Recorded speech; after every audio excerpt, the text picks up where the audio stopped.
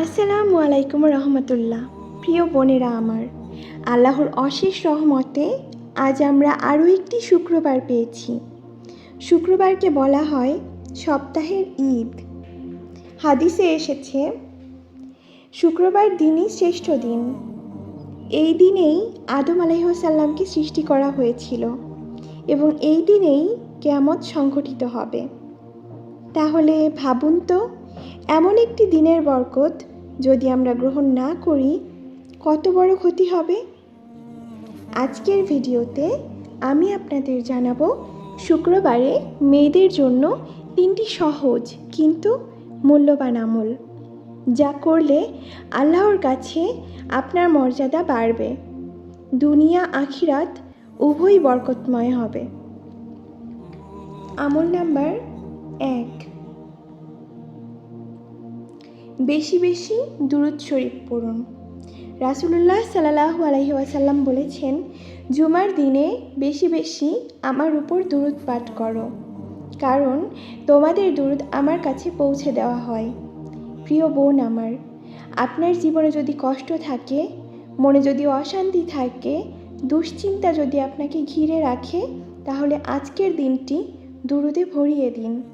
একবার ভাবুন, আপনার মুখ থেকে উচ্চারিত দুরূদ প্রিয় নবী সাল্লাল্লাহু আলাইহি ওয়াসাল্লামের কাছে পৌঁছে যাচ্ছে।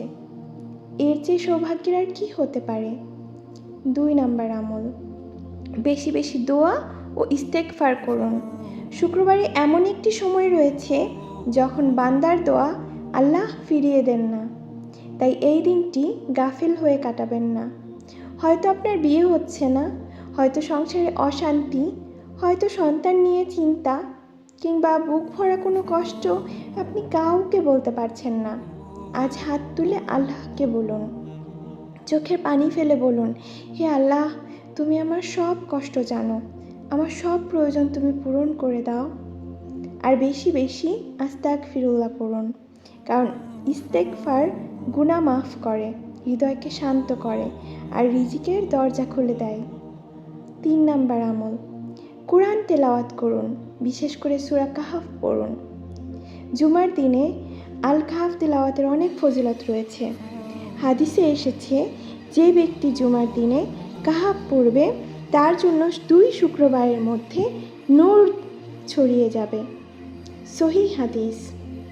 প্রিয় বোনেরা আমার, সূরা আল কাহফ ঈমানকে শক্তিশালী করে এবং মানুষের অন্তরে নূর সৃষ্টি করে। তাই প্রিয় বোন, পৃথিবীর ব্যস্ততা, দুঃখ, কষ্ট আর হাজারো চিন্তার মাঝেও অন্তত কিছু সময় কোরআনের জন্য রাখুন, কারণ যে হৃদয় কোরআনের সঙ্গে যুক্ত থাকে সেই হৃদয় কখনো একা থাকে না। আল্লাহ নিজেই তার হৃদয়কে প্রশান্তি দান করেন।